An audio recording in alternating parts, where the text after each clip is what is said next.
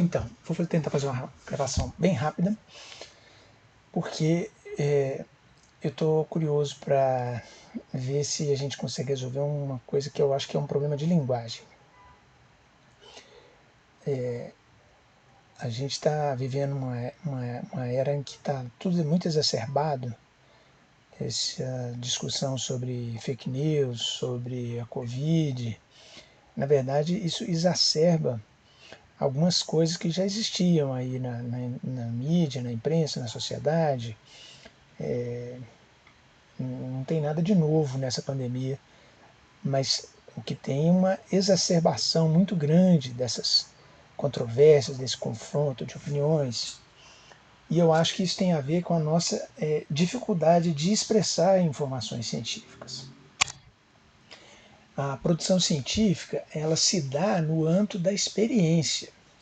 O que os cientistas se baseiam são as evidências, a evidência empírica. E essa evidência empírica, ela leva a gente a fazer inferências indutivas, essas inferências nos fazem construir leis empíricas. Por exemplo, eu posso observar a refração de um raio de luz mudando da água para o ar. A lei empírica vai falar que se o ângulo incidir, se o raio incidir com tal ângulo, ele vai emergir com outro ângulo. E aí isso se torna uma regra geral para os raios de luz que passam através desses dois meios.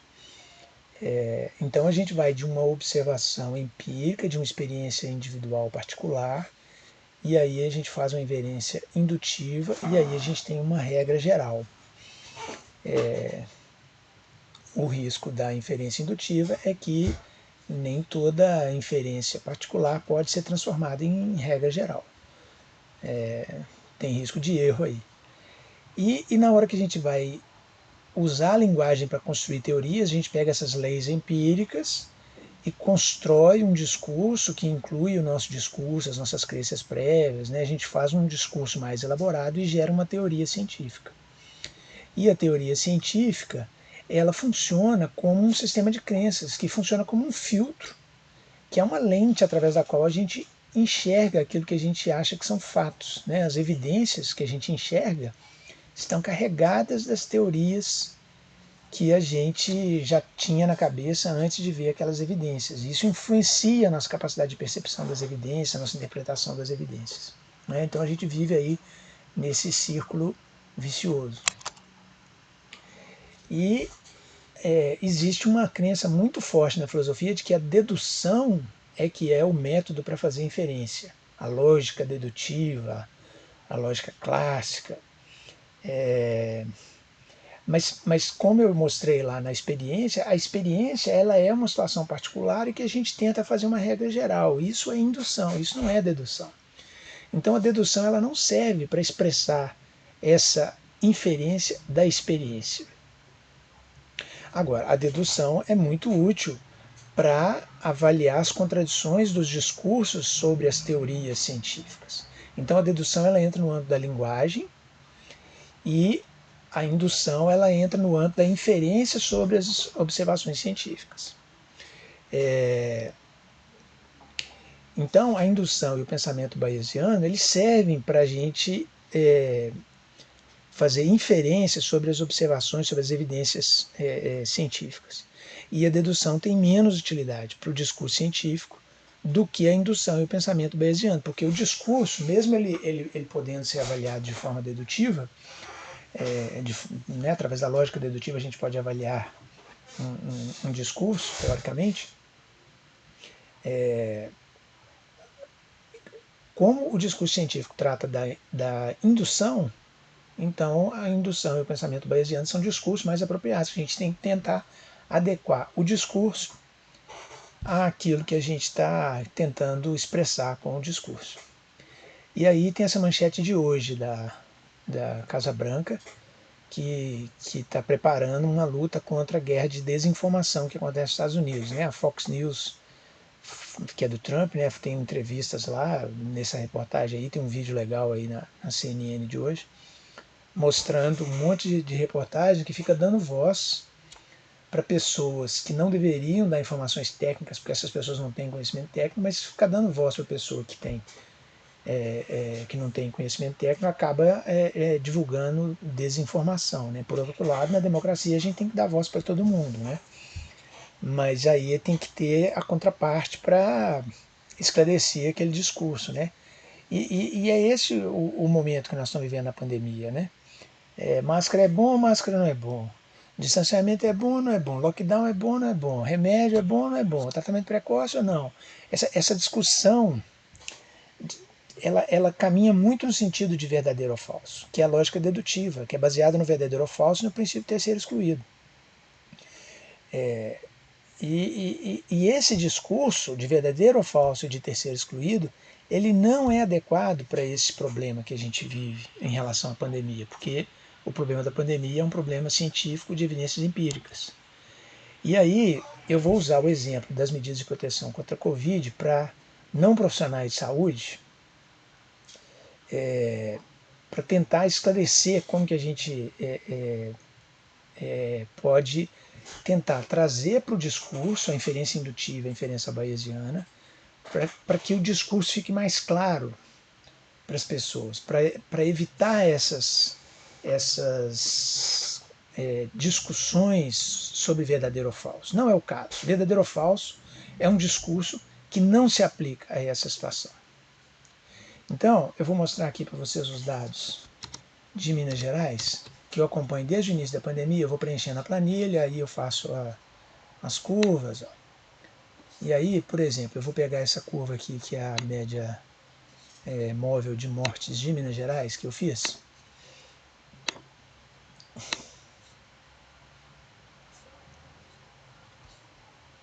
Olha só. O número de mortes está caindo, ok?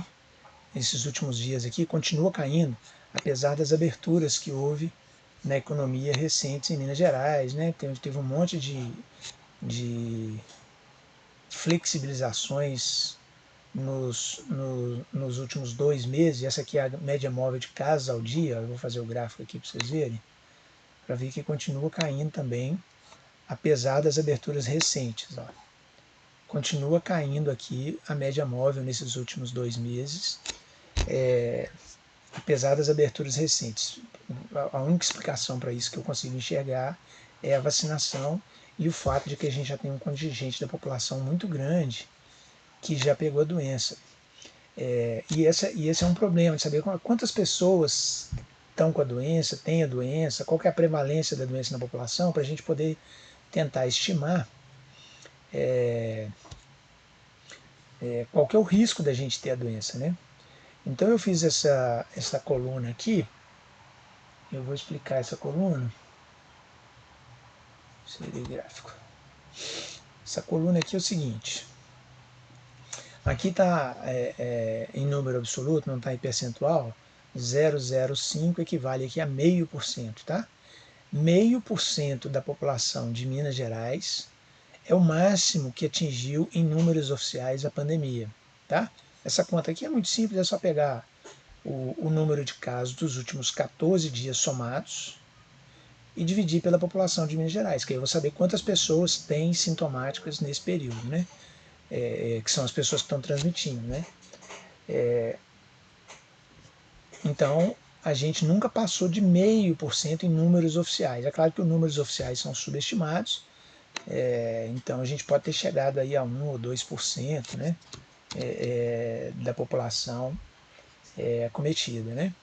Então, a taxa oficial de prevalência de doentes ativos nunca passou de 0,5% da população de Minas Gerais.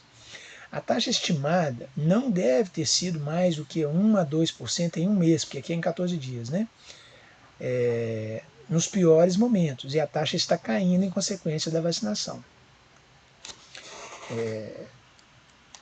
A gente pode ter terceira onda? Pode. Não está descartada a possibilidade de terceira onda, não está descartada a possibilidade de piorar a situação, porque a vacinação foi muito lenta, né?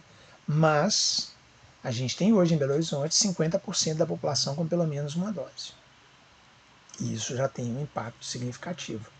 Contando com mais provavelmente mais 1/3 da população que já teve contato com o vírus, então já tem uma população aí não susceptível bastante significativa, provavelmente mais da metade da população. Então, o conceito de taxa base, vocês vão ver, gente, que eu coloquei a coisa aqui de uma forma muito simples, não vai ter fórmula, não vai ter nada muito complicado. O conceito de taxa base é um conceito relacionado ao pensamento bayesiano que dá a probabilidade a priori, ou probabilidade pré-teste, ou probabilidade pré-intervenção, ou simplesmente taxa base. Então, no caso da Covid, aí, nós vamos tomá-la como 2% para a gente ter uma ideia de risco. Por exemplo, qual que é o risco? O risco é a prevalência da doença na população. Então, assim, na pior das hipóteses, hoje 2% da população de Minas Gerais em contato com o vírus. Por que não dá para usar lógica ontológica para isso? Porque essas estimativas elas não são no âmbito de tudo ou nada. A lógica ontológica foi um movimento logicista do início do século XX, em que os caras queriam colar o que a gente fala num fato do mundo e aí fazer inferências a partir disso que a gente fala, né, que eram os átomos lógicos, fazer inferências para deduzir coisas a partir de fatos no mundo. Né? Essa é a perspectiva dos positivistas lógicos do início do século. Isso aí não dá para fazer isso aí. Tem uma série de problemas para fazer isso. Por que não dá para usar a lógica como linguagem só, né? Para a gente usar a lógica como linguagem para avaliar esse discurso a respeito da coisa da ciência? Porque se a gente tomar as asserções como verdade plena, verdadeiro ou falso, né? 100%, tudo ou nada, aí nós vamos ter esse tipo de raciocínio que vai ser pouco útil ou mesmo inútil para essa situação, que não é o caso. Então, né, nós temos um risco hoje de 2%, aí, na pior das hipóteses. Né? Então, se eu tomar que o risco basal de qualquer pessoa hoje em Minas Gerais é 2%, que é a taxa da prevalência na população, então vamos fazer então a primeira intervenção. Assim, não, a partir de agora essas pessoas vão fazer um distanciamento de pelo menos 1 metro, conforme essa referência aqui do Lancet, que mostrou que se as pessoas ficarem 1 metro de distância uma das outras, isso reduz 80% a transmissão. Se isso reduzir 80% a transmissão e a gente tinha 2% de risco basal, reduzindo 80% de 2%, agora é 0,4% de risco basal. Isso é uma forma simplificada, grosseira, que eu criei aqui, para vocês entenderem o pensamento bayesiano, que esse pensamento bayesiano ele pega a taxa base, faz uma intervenção, que no caso aqui foi o distanciamento, e tenta prever qual que é o cenário pós-intervenção. Então, se a gente tinha um risco basal de 2%, agora a gente tem um risco de 0,4%, desde que a gente faça o distanciamento de 1 metro. Se além disso a gente usar uma boa máscara de tecido, porque não existe recomendação para máscara nem cirúrgica, nem N95 para as pessoas que não são profissionais de saúde. Então, se a gente usar uma boa máscara de tecido, e ela reduz, né, se for uma máscara bem feita, com dupla camada, de algodão, que cubra bem o rosto, a boca e o nariz, né, aí ela vai ter 70% de redução. Se era 0,4, reduziu 70%, agora é 0,12. Se a metade da população de Belo Horizonte já tomou pelo menos uma dose da vacina, isso gera uma redução estimada em 30%. Por que eu estimei 30%? Porque a vacina reduz mais ou menos 60% o risco de pegar a doença, mais ou menos 60% o risco de morrer da doença.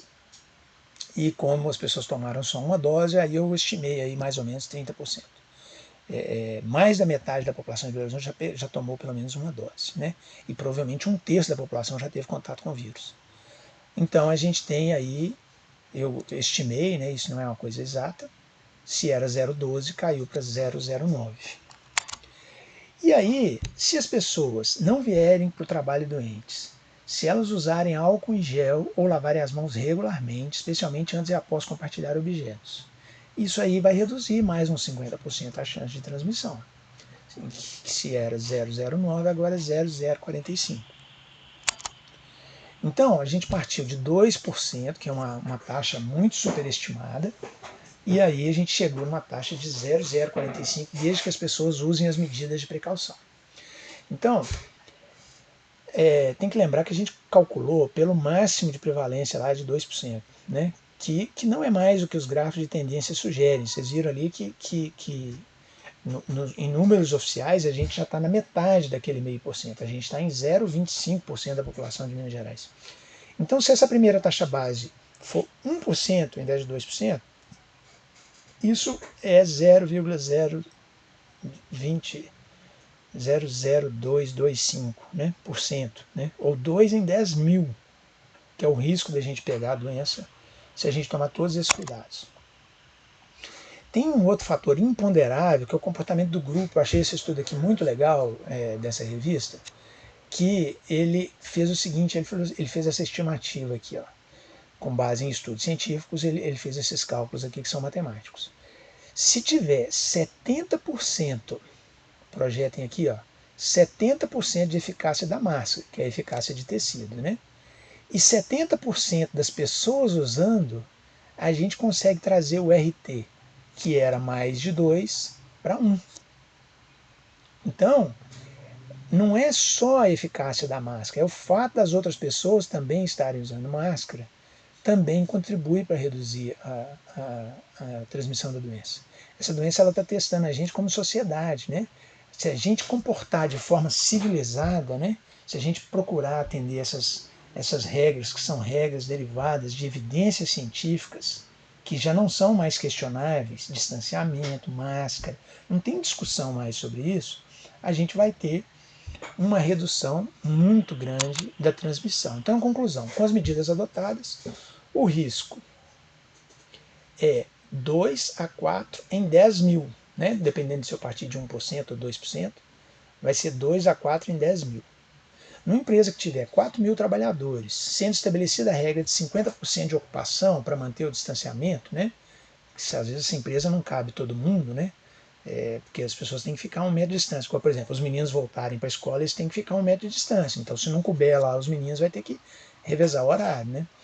Então, isso resulta, ao invés de ser 4 mil, são 2 mil trabalhadores. Ou seja, a chance de ter apenas um trabalhador contaminado nesse local de trabalho é muito próxima de zero. Por quê? Porque o N é 2 mil, o risco é 2 a 4 em 10 mil, então vai dar muito próximo de zero a chance de transmitir. Então, eu acho que essa linguagem, em termos percentuais, de forma indutiva, de forma bayesiana, ela é mais apropriada. Por quê? Porque não é o caso da gente discutir no nível de verdadeiro ou falso. Não é o caso da gente ficar falando que ou vai pegar ou não vai pegar. Né? A inferência indutiva, a inferência bayesiana, ela não dá garantia de 100%. Nós não temos garantia de 100% de nada. Mas nós temos. Isso que é importante, que as pessoas precisam aprender a enxergar nesse discurso. Né? Tinha um cientista, aliás, desculpa, um filósofo da ciência, Karl Popper. Ele criticava muito isso, o uso da indução, da probabilidade. Para ele só existia lógica dedutiva. Ele era o último remanescente aí do projeto logicista, né? do empirismo lógico. E o Popper criticava muito isso. Falava assim, olha, isso aí não garante nada. Você fala, cara, não garante mesmo não, mas o que vai garantir? A lógica vai garantir alguma coisa? Não vai garantir nada aqui também. O que garante são as evidências que a gente tem e as probabilidades que a gente calcula a partir das evidências que a gente tem. É isso. É isso que a gente pode dizer. Se a gente tem um risco basal aí, né, mais ou menos estimado daquela forma que eu estimei, e a gente implementar todas essas medidas de precaução, nós vamos trazer o risco de transmissão a muito próximo de zero. Ou seja, essas medidas de proteção, desde que todos sigam, dão segurança para a gente trabalhar em paz. Obrigado.